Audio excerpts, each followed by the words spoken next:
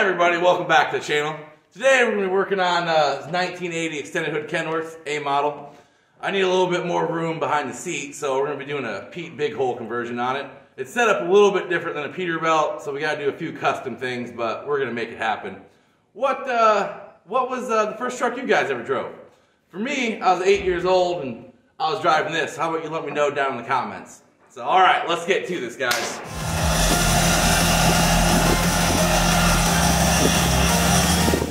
Yeah, so I got my ring up here, and I'm trying to retain the factory headliner because they use a one-piece fiberglass in there.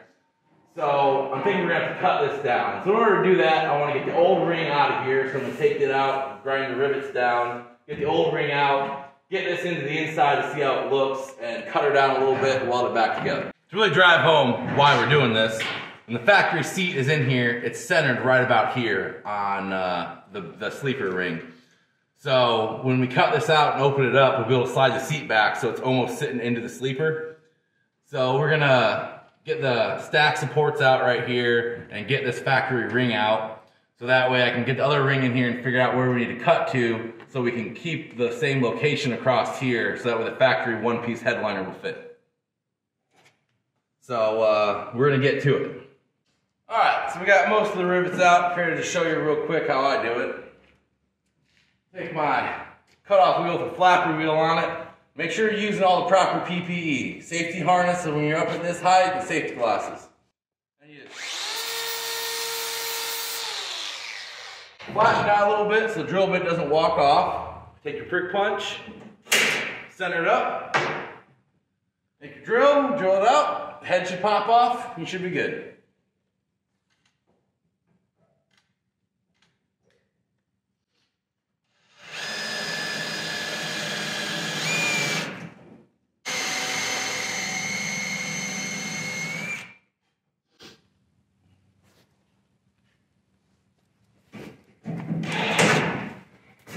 Just like that. So there's 4 hucks in here on the top, 2 on each side. I just ground off. And then there are some blind ones down here at the bottom. There's about 6 of them. I just ground those off. So the ring should come right out. Just like that. Easy. What are you gonna do next?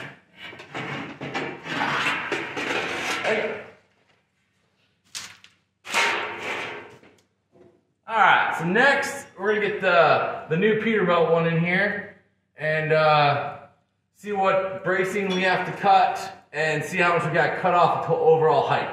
Alright, so we got the Peterbilt ring in here. Looks like we're going to have to pull off the striker plate reinforcement area, get the exhaust stack mounting area off.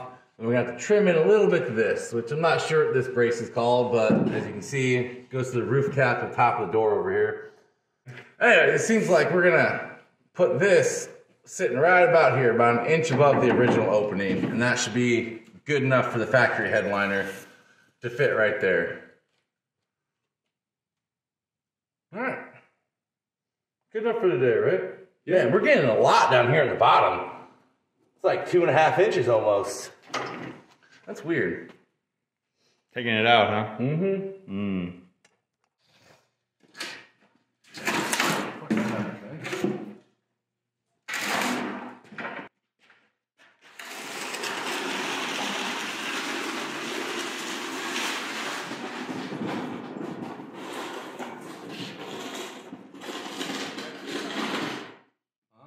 Tape measure.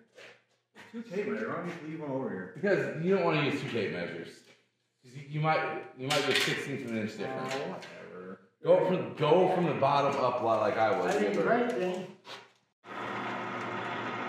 We advocate working smart, not hard.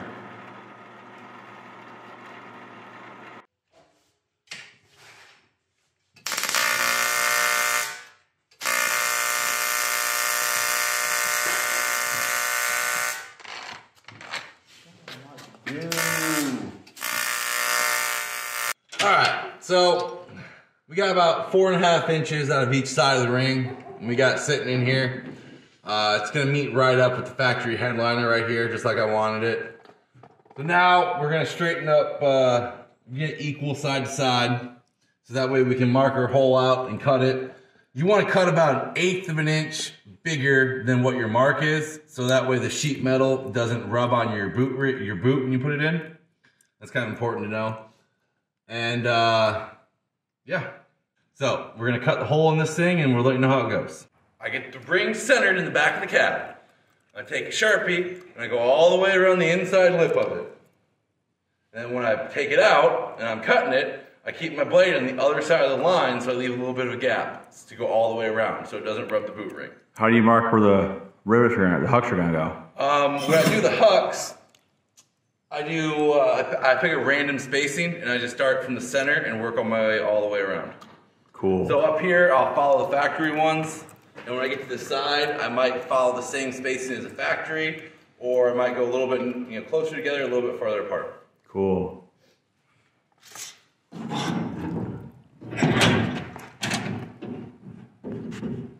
Alright, so we got the hole cut out. We used a combination of a cutoff wheel and a body saw. I got the ring up in here now. Before I cut it, I drilled 3 pilot holes through the rings in the factory location, so that way it would stay where we wanted it at.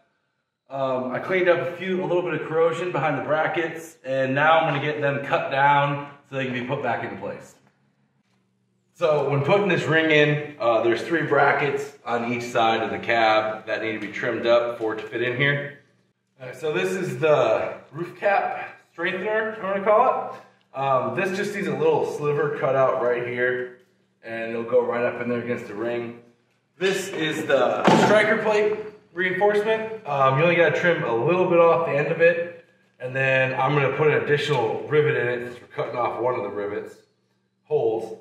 And then the biggest one is going to be the exhaust support bracket. This is going to be the biggest one to cut off. Almost all of it is going to be off over here. And I'm probably going to add 2 or 3 extra rivet holes in it when I do it. Alright, so I pinned the ring earlier with 3 rivets in the factory holes. So I'm going to go through here, I'm going to drill all these holes out on the top row. I'm going to pull my ring back out and pre-drill all the rest of my holes in it. Perfect. Alright, we have all of our holes drilled and we have our seam sealer applied. We're using Evercoat Body Shop seam sealer. Seems like it does a really good job. So we're going to start the process of getting this hucked in. Alright, so we start hucking in on the other side. I'm going to come over here and do this side. This is the huck pin. This is the collar. You can get them from Dirks stand shop. This is the huck gun. I got it 10 years ago, I think, as a rebuilt one from Reliable Air Tool. And so far it hasn't let me down yet. So it's basically like a rivet, but it's blind on the one side, so you don't have a hole for water to leak through. And you just slide it in, put your collar on it, make sure the collar is on it before you put the gun on it, otherwise you won't be able to get the gun back off. And when you squeeze it, it compresses it and shears it off tight. Alright, so it's pretty easy. Just put your finger on it to hold it in. And make sure the collar's on there, slide it in, squeeze and hold the trigger. And then it should eject out. The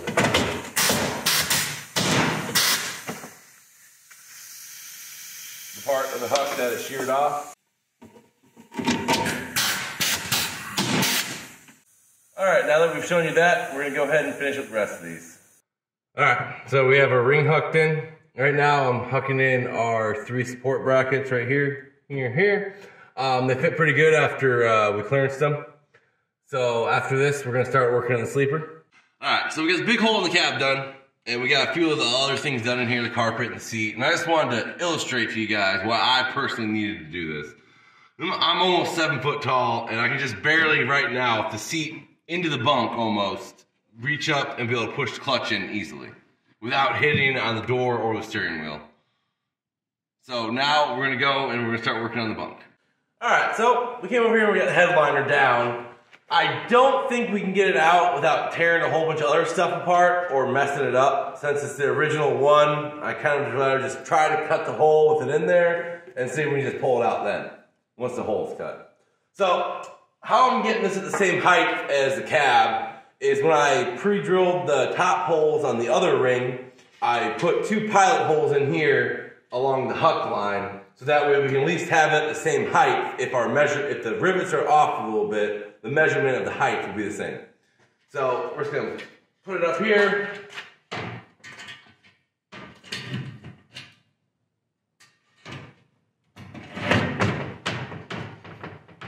Then I'm going to measure distance between here and here on all 4 corners and see how close we are.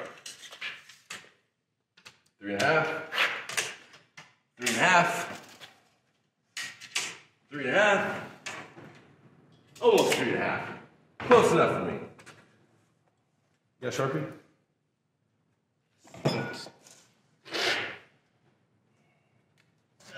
We're going to mark, we're going to trace this out. Remember, cut it a little bit bigger than your mark line, so that way it doesn't rub on the boot when you put it in.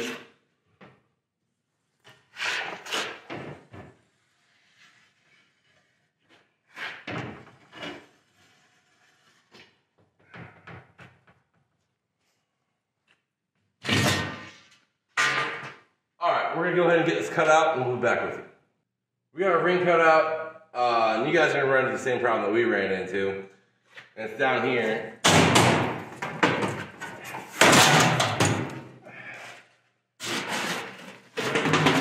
These supports, where they're hucked to, are below the floorboard.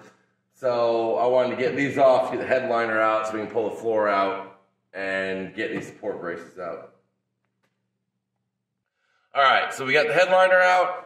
And then I had to take the floorboard out so I could drill these rivets out right here to get this piece out so the ring will sit against the outside piece of the bunk. So we're going to go ahead and get this out so we can test fit the ring to see what we have to trim up here and to see what we have to trim on these shelves to keep them. Alright, so we're going to get back to it.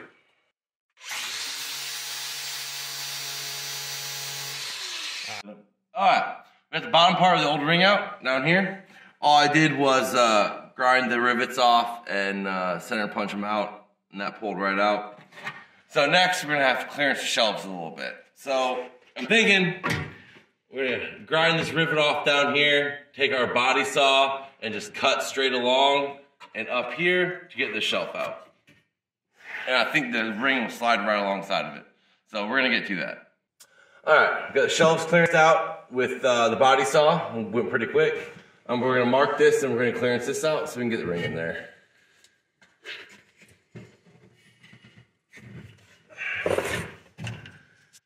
Alright, we got our top bracket clearance. We got our ring centered in the hole. We got it clamped in so we can start drilling this top set of holes.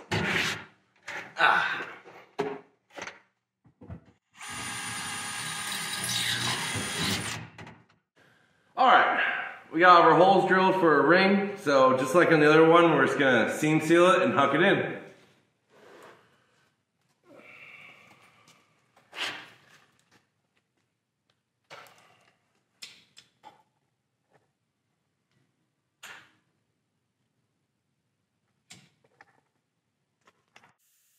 Alright, so we almost got this ring hooked back in. So next step is to finish it up, put the floor in, and get the sleeper back on the truck.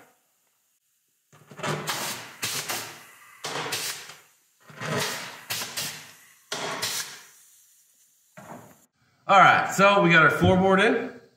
We got our headliner back in. Fit really good in the factory location, so that's always a plus. We got our Keller Custom Restoration stainless steel lower rail support pieces in place. So this is where the mount sits right here onto here. So right now we're working on backing the truck up so we can get the sleeper back on and put the boot in. So we're gonna get to that. We'll be right back to you guys. All right, so we shook the truck out for about 3 months. You know, got a few little details, you know, knocked out of it.